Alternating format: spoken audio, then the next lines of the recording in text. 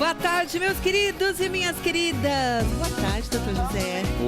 Boa tarde a todos que estão nos vendo. Tudo bem com você? Tudo bem. Tudo essa certo, chuvinha, bem? dormir com essa chuvinha, maravilhoso. Maravilhoso, né? Qual que é a maior queixa lá no consultório? As duas maiores queixas é memória, problema de memória, é uma queixa muito frequente. E não diretamente a queixa, mas a doença, a depressão. Então, o paciente que tem uma queixa muito vaga, às vezes, mas o diagnóstico é depressão. E muitas vezes ele chega com um diagnóstico de tristeza, de angústia, mas o diagnóstico é depressão. Já entrei direto no assunto aqui com o doutor José Roberto, geriatra. Toda terça-feira está aqui com a gente, gentilmente, nos cedendo os conhecimentos, nos orientando com relação à nossa vida, para que a gente possa viver melhor, né? Eu tenho algumas perguntas aqui da semana passada, mas você pode ligar.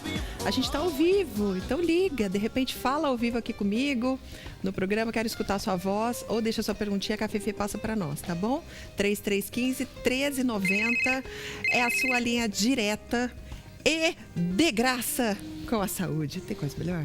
Paga nem consulta, né, doutor? De graça. De graça. Então vamos lá, seguinte. O seu Antônio, ele ligou a semana passada e ele disse que ele fez angioplastia e colocou 2 stents. O que é isso tudo? Angioplastia, na verdade, é um procedimento feito por um cateterismo cardíaco. E coloca-se um stent, tipo um tubinho que coloca dentro da artéria, da coronária do paciente. Isso é o paciente quando teve um infarto ou para evitar um infarto quando ele tem um problema de angina. E aí coloca-se esse stent para diminuir, aumentar a circulação novamente nessa coronária. Quem teve um infarto, então, tem esse stent no... Dependendo do tipo de infarto, é que na verdade a gente tem 2 tipos básicos de infarto, que a gente não dá para discutir isso aqui muito profundamente, mas é um infarto com supra e sem supra. E na verdade, no momento agudo, a gente faz um stent, num mais rápido, no outro um pouco mais tardiamente, um cateterismo, um pouco mais tarde, e normalmente quando tem oclusão vai ter que colocar esse stent para manter o fluxo na artéria coronária. Entendi. Daí, por que o seu Antônio falou isso? Porque a pergunta dele ele fez a angioplastia, colocou 2 stents. Até quantos stents dá para pôr? Pode colocar bastante stent mesmo, né? Nós temos um paciente que ele é conhecido num hospital da cidade, que ele é conhecido como o Zé do stent. O pior que é. Sério? Ele conhece toda a anatomia da coronária, ele é muito... Você começa a discutir com o paciente, porque normalmente ele não sabe quais são as artérias que nós temos dessa coronária, ela se divide em ramos, ele sabe todo, sabe em cada ramo quantos stents ele tem. Nossa. Esse é um caso esporádico, né? Na Quantos verdade... que ele tem? Ele tem, acho que se eu não me engano, mais de 12 ou 15 stents. Nossa, é bastante. Exatamente. É muito stent. Aí o seu Antônio pergunta assim, quanto tempo sem atividade física e sem dirigir? Uma pessoa que tem stent não pode se exercitar, não pode nem dirigir? Pode. A gente precisaria ver com esse telespectador, seu Antônio, se ele teve um infarto, não teve um infarto, e se ele está tendo algum grau de insuficiência cardíaca decorrente do infarto. Se ele colocou um stent antes de infartar, o fluxo na coronária melhorou.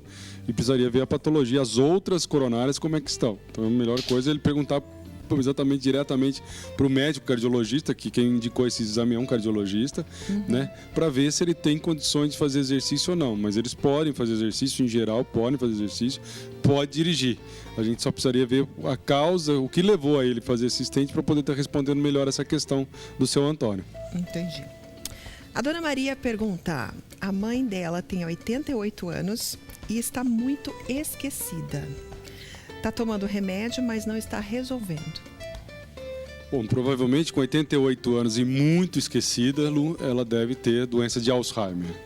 E, infelizmente, quando a gente faz o tratamento para a doença de Alzheimer, a gente não almeja, em geral, a melhora do paciente. Ué, mas por que vai tomar remédio, então?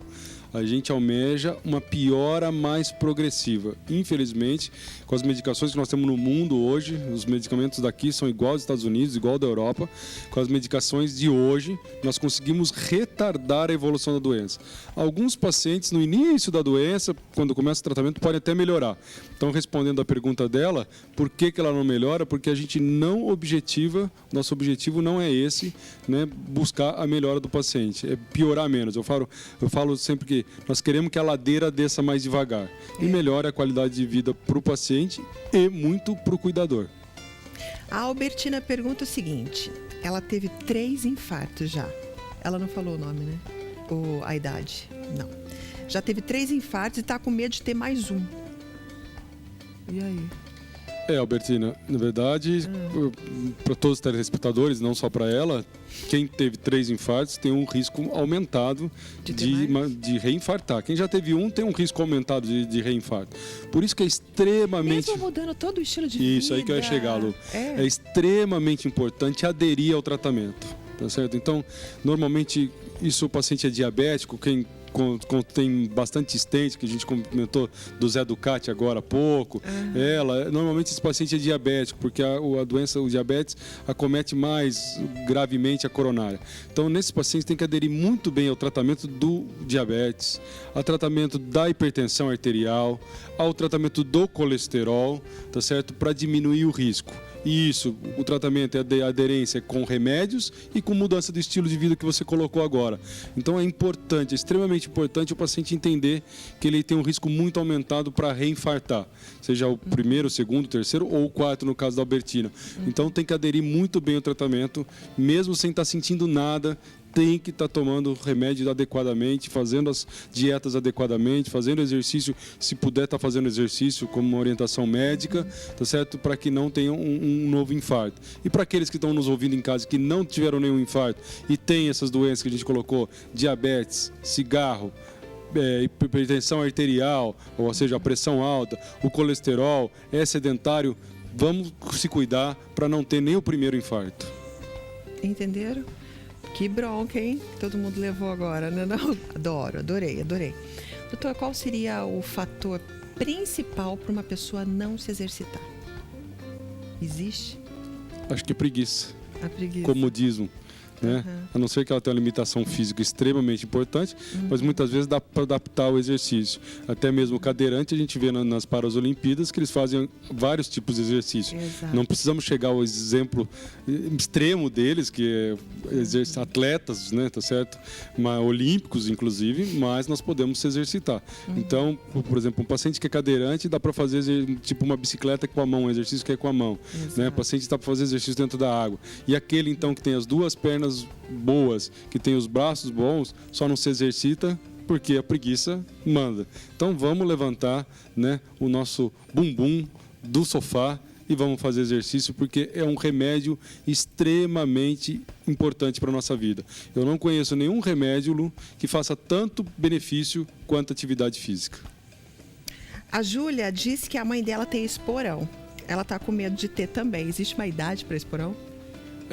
Deve ser esporão de calcânio, provavelmente. Aí tem alguns fatores, né, entre os sapatos que vocês usam, né, a sobrecarga de peso, a falta de exercício físico, inclusive alongamento, porque ele é um ossinho que forma na base do calcânio, por uma tensão do tendão que vai ali, tendão aquileu que vai ali. Então, na verdade, o paciente precisa fazer exercício, cuidar com os sapatos, né? Evitar diminuir a sobrecarga. Pode, não tendo na crise, existe inclusive palmilhas para esporão de calcânio, que é uma palmilha especial, que alivia o peso no esporão e o paciente não tem dor. O esporão, o único problema é a dor, né? Tirando a dor, não tem nenhum problema. Porque tem gente que começa a caminhar com o esporão, sente muita dor no pé, né? Então, aí é bom fazer um exercício na água, de repente? Precisa tratar a dor ali, a inflamação, usar essas palmilhas, e se fizer na água, aí não tem dor. Porque aí não sobrepõe peso ali, aí não tem dor. É bacana o exercício. Sempre tem uma solução, tá, gente? Resumindo, sempre tem uma solução. Se não é um, é outro. Se não é um, é outro. Doutor, meu querido, muito obrigada, viu? Uma ótima semana aí. Prazer enorme estar aqui mais uma vez. Uma boa semana a todos. Obrigada.